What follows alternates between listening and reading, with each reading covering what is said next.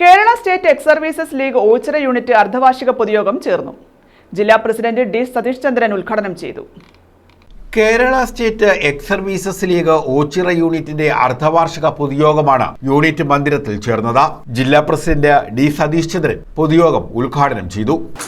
മറ്റുള്ളവർ border security ഫോഴ്സിലെ CRPF ഇല്ലെങ്കിൽ industrial security force, ഇങ്ങനെ ഒരുപാട് ഫോഴ്സുകൾ ഉണ്ടെങ്കിലും കേന്ദ്ര സർക്കാർ നമ്മളുടെ ഈ 3 സേനകളെയാണ് വിമുക്ത സൈനികർ അല്ലെങ്കിൽ എക്സ് സർവീസുകാർ എന്നുള്ള ആ ഗണത്തിലേക്ക് പെടുത്തുന്നത്.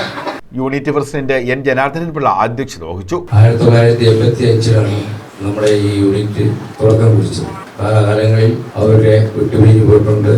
അവരെല്ലാം ഓർമ്മകൾ കൊണ്ടുള്ളത്തേക്ക് അതിനുശേഷം 2002 മുതലാണ് ഇവിടെ അടിസ്ഥാനമായിട്ട് ഒരു കമ്മിറ്റിനെ വരികയും ആ കമ്മിറ്റി കൂടി പ്രവർത്തിച്ച് നമ്മൾ ഇന്ന് ഇവിടെ ഈ എത്തിച്ചേരുകയും ചെയ്തു. വിനോദ് കുമാർ അനുസ്മരണം നടത്തി. മഹിളാ വിംഗ് സംസ്ഥാന ജനറൽ സെക്രട്ടറി തുളസി ശങ്കർ മുഖ്യ പ്രഭാഷണം നടത്തി. സംസ്ഥാന വൈസ് പ്രസിഡന്റ് ശശികുമാർ സംഘടനാ പ്രവർത്തനങ്ങൾ വിശദീകരിച്ചു.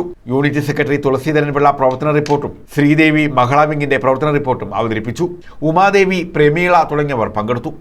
News bureau, Ochira.